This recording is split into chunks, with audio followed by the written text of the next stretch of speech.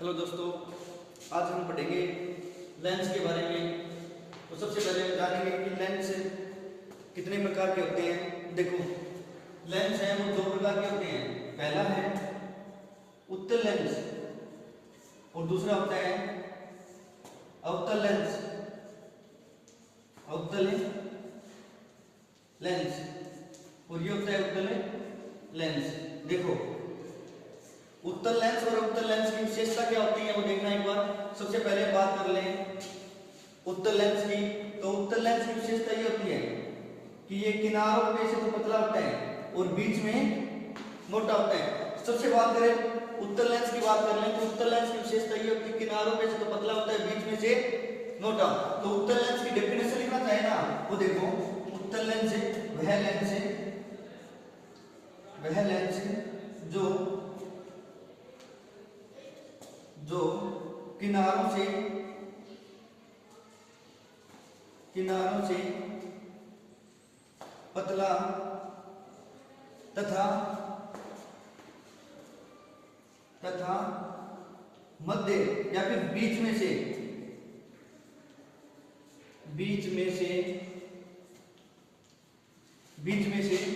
मोटा होता है।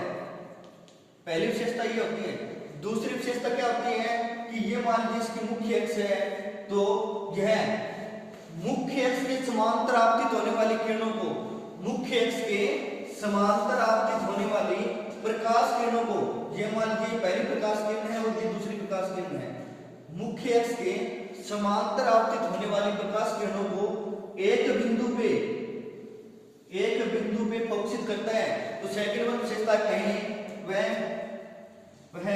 मुख्य अक्ष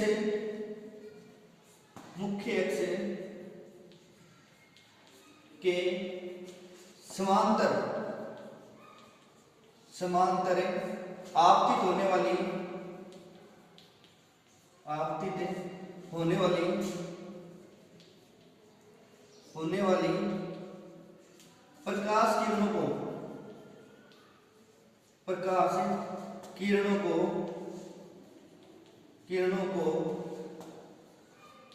एक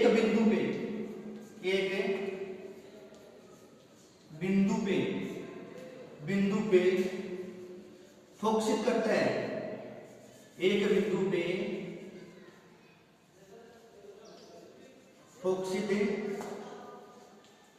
करता है। अर्थात इसका दूसरा नाम, उत्तल लेंस का दूसरा नाम कहें तो इसे हम अभिसारी लेंस भी कहते हैं। अभिसारी लेंस। और अभिसारी लेंस का मतलब ये होता है, अभिसारी लेंस का मतलब ये होता है कि एक बिंदु पे फोकसित करना, वही हमारा होता है अभिसारी लेंस। इसका दूसरा नाम उत्तल लेंस होता है। सेकंड वन पढ़ेंगे हम अवतल लेंस। अवतल लेंस। देखो, अवतल लेंस की बात कर ली जाए, अवतल लेंस सेकंड वन है अवतल लेंस। अवतल लेंस की बात कर लें तो अवतल लेंस सबसे पहले बना के देखते हैं कि अवतल लेंस है ना, वो किनारों पे से तो मोटा होता है और बीच में से पतला होता है। अवतल लेंस ये होता है, किनारों पे से तो मोटा होता है और बीच में पतला होता है। तो पहली विशेषता या इसकी डेफिनेशन दे तो वो होता है कि वह लेंस जो किनारों से मोटा व बीच से पतला हो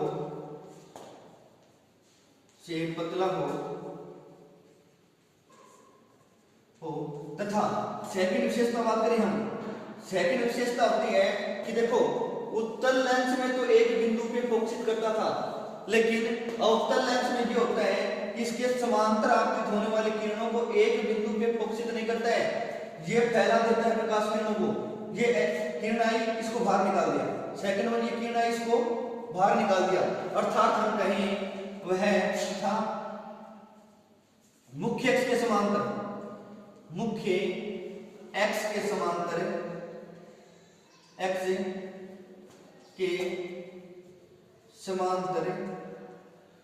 आपतित किरणों को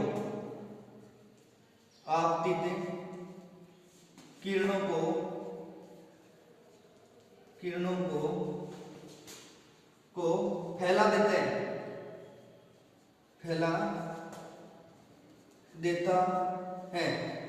देने का मतलब ये होता है कि अपसारित कर देता है, इसलिए इसका दूसरा नाम है अपसारी लेंस। इसीलिए इसका दूसरा नाम हम कहेंगे अपसारी लेंस। तो ये है लेंस दो प्रकार के होते हैं, पहला होता है उत्तल और दूसरा बता दिया अवतल। दोनों की डेफिनेशन और ये इनके क्या होते हैं, चित्र होते हैं। लिखने के लिए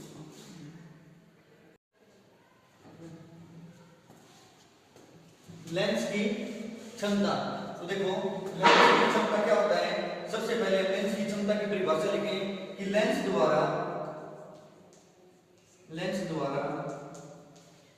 प्रकाश किरणों को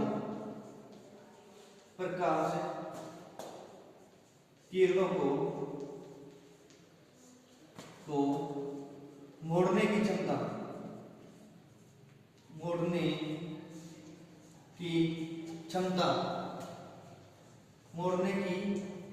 क्षमता लेंस की क्षमता कहलाती है। लेंस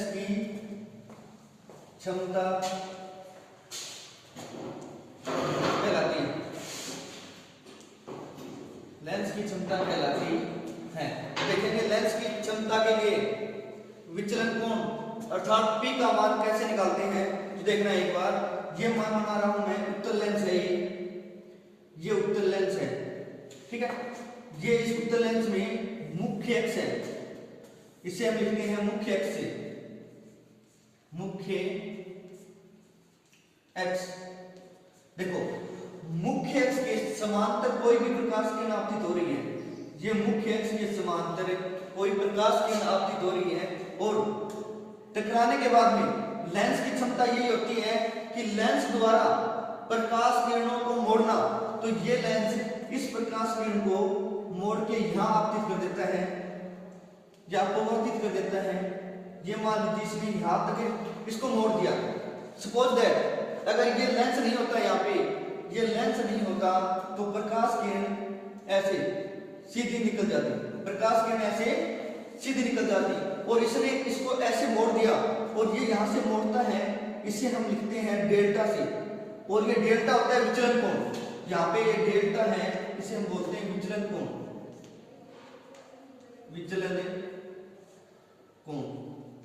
डेल्टा को बोलते हैं विचलन कोण। और मैथ में एक फॉर्मूला होता है कि जब दो समांतर आपतित किरण हो, अर्थात कोई भी दो समांतर किरणें हैं और इसको अगर कोई तिरछी लाइन काटे तो जेड की आकृति में बनने वाले कोण क्या होते हैं, बराबर। देखो ये जेड की आकृति है, इसमें बनने वाले कोण बराबर होंगे। ये डेल्टा है, ये भी क्या होगा, डेल्टा। और ये हमारा फोकस बिंदु F है। तो देखो इसको मैं बता देता हूं कि ये H है, इसकी हाइट लिख दी मैंने H से, और यहां से यहां की दूरी फोकस दूरी कहलाती है और उसे लिख दिया हमने F से। तो देखो त्रिकोणमिति के फॉर्मूले से निकालेंगे tan डेल्टा tan थीटा बराबर होता है लंब बटे आधार। तो देखो थीटा के सामने वाला एंगल होता है लंब, होता है और 90 डिग्री के सामने वाला कर्ण होता है। तो थीटा के सामने ये तो लंब है, तो लंब तो हो गया H अपॉन आधार को लिखेंगे किससे, F से। तो tan डेल्टा बराबर H अपॉन F, और tan डेल्टा को हम लिखते हैं P से। किसे लिखेंगे, P से। और यही P हमारी कहलाएगी लेंस की क्षमता। लेंस की क्षमता P कहलाती है। तो P बराबर आ गया हमारा H अपॉन P। अब देखो P निकालने के लिए H का मान हमें 1 करना पड़ेगा, अर्थात कह सकते हैं H बराबर अगर हम 1 मीटर लें, H बराबर अगर मैं 1 मीटर लूं तो सॉरी यहाँ पे है H बराबर मैं 1 मीटर लूं तो P का मान आ गया 1 अपॉन F। P का मान आ गया 1 अपॉन F। और यही लेंस की क्षमता निकालने का फॉर्मूला है, P बराबर 1 अपॉन F। एफ होती है फोकस दूरी। तो इसकी डेफिनेशन सेकंड वन लिखना चाहिए। तो लेंस की क्षमता है ना फोकस दूरी के व्युत्क्रम के बराबर होती है। लेंस की क्षमता P फोकस दूरी के व्युत्क्रम, व्युत्क्रम का मतलब 1/, व्युत्क्रम के बराबर होती है। और इसका मात्रक हम लिखे वो होता है डायप्टर, मात्रक होता है इसका डायप्टर। एक बात और लिखनी है इसके अंदर परीक्षा में प्रश्न आ जाए कि उत्तल लेंस ले रहे हैं तो लेंस की क्षमता धनात्मक होगी, जबकि अवतल लेंस लेंगे तो लेंस की क्षमता ऋणात्मक होगी। तो यहां मैं लिख देता हूं कि हमारे पास अगर लेंस उत्तल है, उत्तल लेंस है तो लेंस की क्षमता होगी वो धनात्मक पॉजिटिव होगी। अगर लेंस मेरे पास अवतल है, लेंस अवतल है तो लेंस की क्षमता होगी नेगेटिव, लेंस की क्षमता होगी नेगेटिव। मान लीजिए किसी भी व्यक्ति के उत्तल लेंस लगा है, किसी भी व्यक्ति के उत्तल लेंस लगा है तो उसकी क्षमता है धनात्मक। अगर किसी व्यक्ति को लेंस है अवतल तो क्षमता आएगी ऋणात्मक। ये थी लेंस की क्षमता। तो लेंस की क्षमता में दो चीजें पूछता है। पहली लेंस की डेफिनेशन, लेंस की डेफिनेशन क्या होती है? लेंस द्वारा प्रकाश किरणों को मोड़ने की क्षमता ही क्या कहलाती है? लेंस की क्षमता। सेकंड वन P का मान, P का मान इसका गणितीय विश्लेषण पूछ सकते हैं कि P का मान 1/f कैसे आता है। तो लिखेंगे ये बना लिया मैंने उत्तल लेंस के लिए, उत्तल लेंस लिया, यहां से समांतर आपतित हुई किरण को इसने मोड़ दिया डेल्टा से, तो ये एंगल भी क्या होगा? डेल्टा। tan डेल्टा बराबर होता है लंब बटे आधार, मतलब h/f। tan डेल्टा को हम लिखेंगे P से, और यही P होती है लेंस की क्षमता। तो P बराबर हो गया h/f। अगर मैं h को 1 मीटर कर दूं, h को कर दिया मैंने 1 मीटर, तो P का मान आ गया 1/f। और लेंस की क्षमता का मात्रक लिखेंगे डायप्टर से। और सेकंड वन बात लिखनी है, उत्तल लेंस की क्षमता है तो धनात्मक होगी, अवतल की है तो ऋणात्मक की होगी।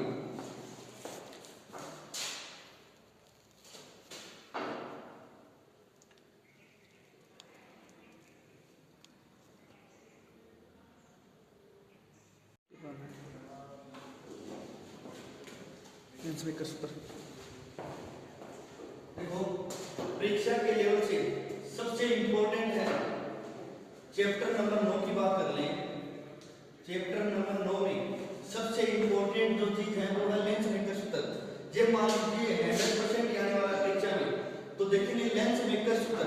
और लेंस मेकर सूत्र जानने से पहले सबसे पहले हमें दो चीजें जाननी जरूरी है। देखो लेंस मेकर सूत्र में दो चीजें कौन कौन सी हैं? पहली बात कर लें लेंस के लिए, एक तो होता है लेंस सूत्र और एक होता है दर्पण सूत्र। दर्पण सूत्र, तो लेंस सूत्र कौन सा होता है और दर्पण सूत्र कौन सा होता है, सबसे पहले तो ये जानना है, क्योंकि ये आगे काम आने वाला है। तो लेंस सूत्र की बात करें तो लेंस सूत्र होता है 1/v - 1/u बराबर 1/f। जहां v होती है प्रतिबिंब की दूरी, u होती है बिंब या फिर वस्तु की दूरी, और f होती है फोकस दूरी। तो बीच में अगर माइनस आए ना तो ये मान लीजिए लेंस का सूत्र है। अगर बीच में प्लस आए अर्थात हम ये कहें 1/v + 1/u बराबर 1/f, 1/v + 1/u बराबर 1/f, तो होता है दर्पण सूत्र। दर्पण सूत्र में बीच में आता है प्लस, लेंस सूत्र में बीच में आता है माइनस। ये दोनों में क्या है? डिफरेंस। तो हम पढ़ रहे हैं लेंस, तो हमारा लेंस सूत्र कहां पड़ेगा? लेंस का अपवर्तन सूत्र बोल दो या फिर लेंस सूत्र 1/v - 1/u बराबर 1/f। ये काम आने वाला है। देखो स्टार्ट करते हैं फिर लेंस मेकर सूत्र। लेंस मेकर सूत्र देखो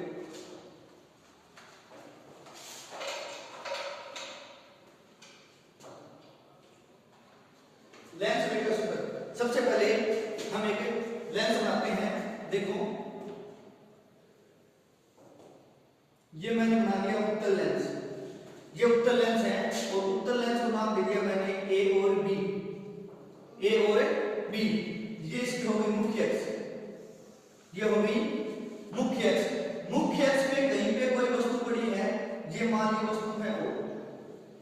मुख्य अक्ष पे एक वस्तु पड़ी है O, तो इसके दो प्रश्न हैं। पहला प्रश्न ये रहा और सेकंड वन ये है।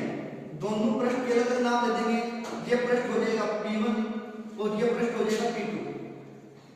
अब देखो यहां मान लीजिए ये लेंस है, किसी कांच का बना हुआ है, तो लेंस का अपवर्तनांक अलग होगा और इसका अपवर्तनांक अलग होगा। तो ये मान लीजिए इसका अपवर्तनांक तो लिख दिया मैंने n1 से और लेंस का अपवर्तनांक लिख दिया मैंने n2 से, और ये वापस किसका होगा, हवा या फिर विरल माध्यम कुछ भी कह सकते हैं। n2 माध्यम सघन होगा, n1 माध्यम विरल होगा। सघन होने का मतलब ये है कांच का है, ये हवा मान लिया हमने। तो स्टार्ट में वस्तु पड़ी है हमारी O पे, तो O से कोई प्रकाश किरण जा रही है और लेंस पे टकराएगी। O से कोई प्रकाश किरण गई और स्टार्ट में पृष्ठ P1 पे टकराएगी। लेंस पे टकराने का मतलब लेंस में दो पृष्ठ हैं, पहली पृष्ठ P1 है और दूसरी पृष्ठ P2 है। सबसे पहले पृष्ठ P1 पे टकराई और टकराने के बाद में ये मान लीजिए यहां चली गई किसी बिंदु पे, और उस बिंदु का नाम लिख दिया हमने I1। बिंदु का नाम लिख दिया I1। तो देखो O से P1 की दूरी, O से P1 की दूरी ये होती है बिंब या वस्तु की दूरी, अर्थात हम कहें O से P1 की दूरी, यहां से यहां तक की दूरी बिंब की दूरी होगी, बिंब की दूरी होगी। सेकंड वन बात कर लें, इस P2 से I1 की दूरी, P2 से I1 की दूरी ये होगी प्रतिबिंब की दूरी, प्रतिबिंब की दूरी। और बिंब की दूरी ये मान लीजिए हम लिखते हैं U से, बिंब की दूरी को लिखेंगे U से और प्रतिबिंब की दूरी को लिखते हैं V से। बिंब की दूरी को लिखेंगे U से और प्रतिबिंब की दूरी लिखेंगे V से। तो फर्स्ट वन लिखेंगे अपवर्तन के सूत्र से, अपवर्तन या फिर लेंस के अपवर्तन सूत्र से, लेंस के अपवर्तन सूत्र या फॉर्मूले से वो क्या होता है। देखो लेंस का अपवर्तन सूत्र की बात कर ले, वो होता है विरल से सघन माध्यम में कोई वस्तु जाए, ये मान लीजिए विरल माध्यम है और ये माध्यम है सघन, विरल से सघन माध्यम में कोई वस्तु जाए या प्रकाश जाए, उसके लिए होता है n2/v माइनस n1/u बराबर n2 माइनस n1/r। तो यहां क्या है, n2 है अंदर का माध्यम, n1 है बाहर का माध्यम, और v और u और r, v होती है प्रतिबिंब की दूरी, u होती है बिंब की दूरी, r होती है त्रिज्या। अब त्रिज्या कहां से आ गई, त्रिज्या देखो ये लेंस है किसी गोले का काट के भाग बनाया गया है, ये लेंस किसी गोलाकार लेंस का काट के भाग बनाया गया है, तो इस गोली लेंस की जो त्रिज्या होगी ना उसे लिखेंगे हमें r से। देखो इसको मैं इस रूप में लिखना चाहूं तो n2 का n2 लिख दिया मैंने, v बिंब की दूरी, v प्रतिबिंब की दूरी, प्रतिबिंब की दूरी हमारी है P2I1, P2I1 माइनस n1/u, और u है बिंब की दूरी और बिंब की दूरी है OP1 बराबर है n2 माइनस n1/r। अब देखो पहले पृष्ठ के लिए त्रिज्या मान ली मैंने r1, पहले पृष्ठ के लिए त्रिज्या मान ली r1, equation number first, equation number first होगी। अब देखो सेकंड इक्वेशन और बनाएंगे हमें, देखना एक बार। अब मान लीजिए सबसे पहले प्रकाश किरण विरल माध्यम से सघन में गई, अब सेकंड करेंगे सघन से जा रही है विरल माध्यम में, सेकंड के लिए करेंगे सघन से विरल माध्यम में जा रही है। सघन से अगर विरल माध्यम में जाएगी तो देखो ये I1 है ना, ये वस्तु का कार्य करेगा, यहाँ पे I1 अर्थात हम कहेंगे P2I1 ये वस्तु का कार्य करेगा, वस्तु या फिर हम इसे कहेंगे बिंब का कार्य करेगा, और ये मान लीजिए ये बिंब का कार्य करेगा और किरण आई और किसी प्रतिबिंब पे, और प्रतिबिंब को मान लिया हमने I2, तो P2 से लेके I2 की दूरी, P2I2 की दूरी ये मान लिया हमने बिंब का बनेगा प्रतिबिंब, प्रतिबिंब क्या कह रहे हैं और फिर देखना कि कोई वस्तु या फिर कोई प्रकाश है, सबसे पहले विरल से सघन में गया तो हमारे पास एक इक्वेशन आ गई। सेकंड वन करेंगे सघन से जाएगा विरल में, सघन से विरल में जाएगा ना, तो अब ये I1 है ना, ये I1 किस किसका काम करेगा, वस्तु या बिंब का काम करेगा, और इस वस्तु या बिंब का प्रतिबिंब बन गया I2 पे, अर्थात P2 से लेके I2 की दूरी प्रतिबिंब की दूरी कहलाएगी। तो ये अब की बार हो जाएगी U और ये हो जाएगी V। अब देखो, अब एक बात और देख लेना कि जब प्रकाश किरण है ना यहां से यहां जाए, प्रकाश किरण यहां से यहां जाए, देखो इस आगे की ओर जाती है ना तो लेंस से इस ओर की दूरी है सभी धनात्मक होगी, लेंस से इस ओर की जितनी भी दूरियां होंगी वो धनात्मक होगी, जबकि लेंस से इस ओर की दूरियां जितनी भी हैं वो होगी ऋणात्मक। एक बार फिर देख लो, कोई प्रकाश किरण ऐसे जा रही है, यहां से यहां जाएगी तो लेंस के आगे वाली दूरियां धनात्मक होगी और पीछे वाली दूरियां ऋणात्मक होगी। सपोज दैट कि कोई प्रकाश किरण ऐसे जाएगी, यहां से यहां जाएगी तो इस ओर की दूरियां ऋणात्मक हो जाएगी, फिर इस ओर की दूरियां धनात्मक हो जाएगी। तो अब हम करेंगे ऋणात्मक और धनात्मक। देखना एक बार, N2 upon P2 I1, P2 से लेके I1 की दूरी धनात्मक है, ठीक है कोई बात नहीं। O से लेके P1 की दूरी, O से लेके P1 की दूरी इस ओर थी तो क्या होगी, ऋणात्मक। तो एक ऋणात्मक पहले से था, एक ऋणात्मक ये है तो क्या हो जाएगा यहाँ पे धनात्मक, कोई बात नहीं। आगे वाला देखना R1 दूरी इस ओर है तो इस ओर है तो धनात्मक दिख जाएगी, कोई दिक्कत नहीं। सेकंड नंबर बताना हमें, वस्तु जा रही है सघन से विरल जा रही है ना, तो इसी को जहां पर भी N2 है वहां N1 कर दो और जहां N1 है वहां N2 कर दो। तो N2 की जगह N1 करूंगा तो N1 upon V minus N1 की जगह N2 करेंगे, N2 अपॉन U बराबर ये आ गया N1 माइनस N2 हो जाएगा, N1 minus N2 upon R। इस फॉर्मूले को काम लेंगे, फॉर्मूले का काम लेने का मतलब पहले वस्तु जा रही थी विरल से सघन और अब जाएगी सघन से विरल, तो मैं मान रखता हूं N1 का N1 हो गया V प्रतिबिंब की दूरी, और प्रतिबिंब की दूरी P2 से लेके I2 की दूरी, P2 से लेके I2 की दूरी, और ये होगी V माइनस N2 V का मान लिखते P2 I2 माइनस N2 का N2 आ गया कि लिखेंगे U होगी हमारी वस्तु या बिंब की दूरी, और वो है P2 से लेके I1 बराबर N1 minus N2 upon R। फिर वापस सेकंड पृष्ठ के लिए त्रिज्या इस ओर होगी, सेकंड पृष्ठ के लिए त्रिज्या इस ओर होगी, और इस ओर होने का मतलब क्या होगी दूरी माइनस, तो हम ये लिखेंगे N1 minus N2 upon R2 करेंगे और साथ में करेंगे माइनस, और एक समीकरण नंबर नाम देंगे 2, समीकरण नंबर 2। अब हमारे पास समीकरण 1 आ गई और समीकरण 2 आ गई। अब इसी से काम है, समीकरण 1 है 2 से, और मैं बिठा देता हूं, सिर्फ हमें दो समीकरण लेनी 1 और 2, वो लिखना है समीकरण 1 व 2 को जोड़ने पर, समीकरण 1 व 2 को जोड़ने पर। देखो समीकरण 1 व 2 को जोड़ने पर, समीकरण 1 व 2 को जोड़ेंगे। देखो समीकरण 1 ये रही और 2 ये रही, और देखो N2 P2 I1 बराबर के इधर वाले बराबर के इधर में जुड़ेंगे, और बराबर के इधर वाले बराबर के इधर में जुड़ेंगे। तो लिखो N2 P2 I1 N2 P2 I1 N2 बटे P2 I1 प्लस हो गया N1 बटे OP1। ये बराबर के इधर वाले थे, वो बराबर के इधर वालों में से जुड़ेंगे, तो बराबर के इधर क्या है जोड़ना है, प्लस N1 बटे P2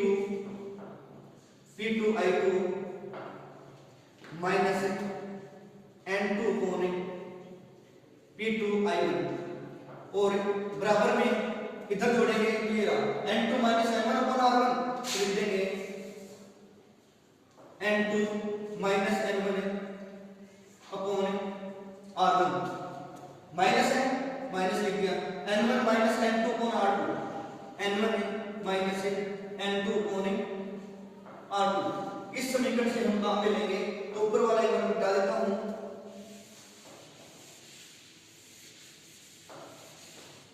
अब देखो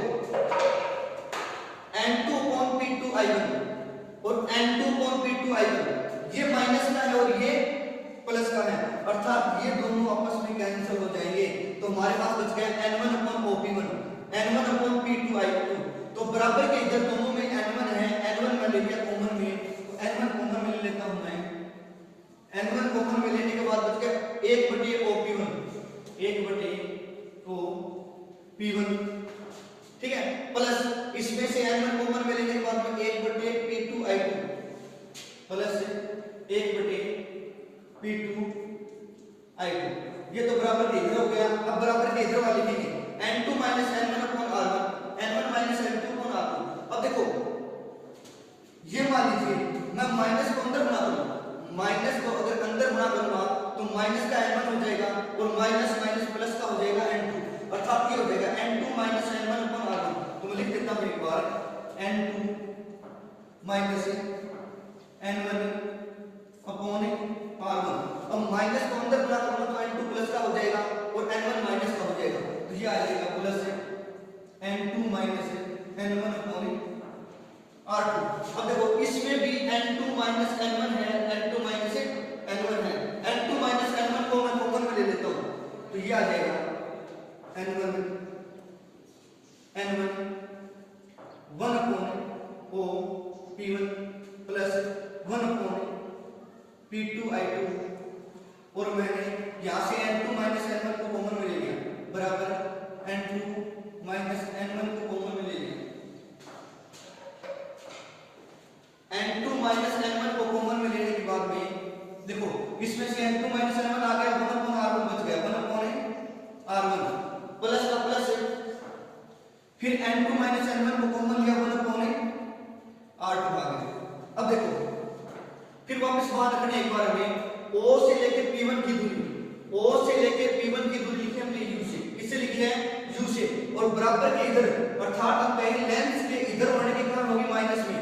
देखो n1 का n1 रहने दो, 1 अपॉन OP1 की दूरी है U, OP1 की दूरी है U और बराबर के इधर होने के कारण होगी माइनस की, तो लगा दिया मैंने माइनस, प्लस 1 अपॉन P2 से I2 की दूरी, P2 से I2 की दूरी ये है V और बराबर के इधर है अर्थात लेंस के इधर है और है धनात्मक, तो धनात्मक लिखेंगे 1 अपॉन V बराबर n2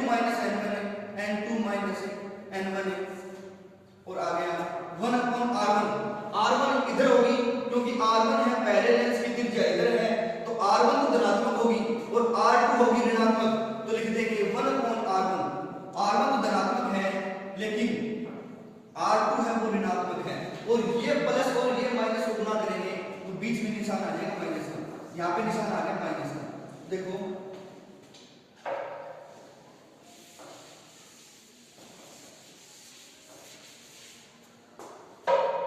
अब देखो सबसे पहले मैंने लिखा था लेंस सूत्र 1 upon V minus 1 upon U, ये सूत्र है ना, ये लेंस का सूत्र है, इसे बोलते हैं लेंस से सूत्र, लेंस से सूत्र 1 upon V minus 1 upon U और ये होता है 1 अपॉन F के बराबर। तो देखो n1 का n1 आ गया और इसे लिख दिया मैंने 1 अपॉन F, 1 अपॉन F बराबर n2 n1 और 1 upon r1 minus 1 upon r2।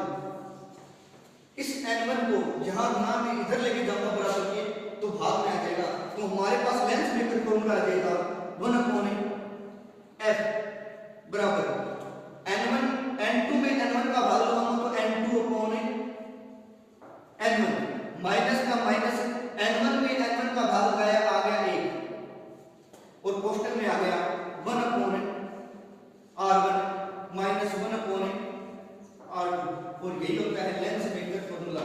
इसे हम कहते हैं लेंस मेकर सूत्र, लेंस मेकर सूत्र। और अब की बात ओनली फॉर एक तो लेंस आने वाला है, एक प्रिज्म आने वाला है और एक आएगी सूक्ष्मदर्शी। तो लेंस मेकर फॉर्मूला परीक्षा के लेवल से सबसे इंपॉर्टेंट है और इसमें लेंस की क्षमता इससे पहले वाले भाग में हमने किया था वो, और एक आएगा लेंसों का संयोजन। लेंसों का संयोजन से मतलब है एक से अधिक लेंस आपस में जोड़ दिए जाए